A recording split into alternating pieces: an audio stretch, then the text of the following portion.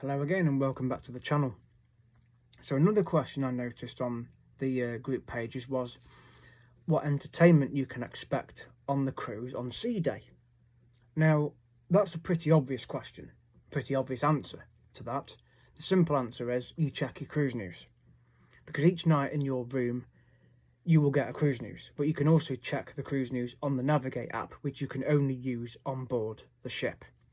But usually on sea day, they do a towel demonstration. So when you get your towel animal in your room, there's usually the housekeeping team on the deck that will do towel animals. So that's always fun to watch.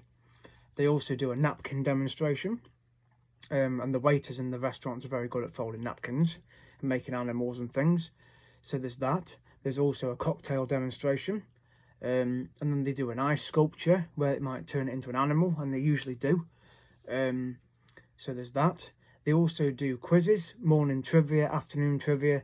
Categories is a good game, which I've mentioned on another video, where they divide the deck into two halves.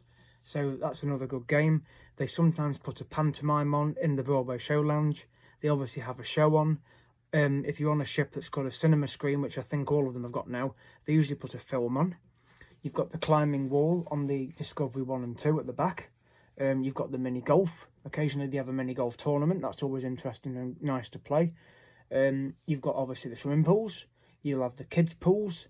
You can go and sit in the coffee pot and read books. You can have food whenever you want. They usually put a barbecue on as well sometimes. It's relaxing, isn't it? You make the holiday how you make it. And of course on sea day they will have the duty-free shops open, because they can only open them on sea day, well, not just on sea day, but when the ship's not in port. So when you leave your port to go to your next port, they open them at night. But usually on sea day, they're open all day. So you can go around the shops. And again, check your cruise news, because sometimes they have offers on, where you can get your duty-free tobacco, your duty-free drinks. Obviously there's souvenirs and things, and chocolates and sweets. Usually a lot very expensive, but if you want to look around the shops on the ship, that's up to you. And obviously you can dine when you want.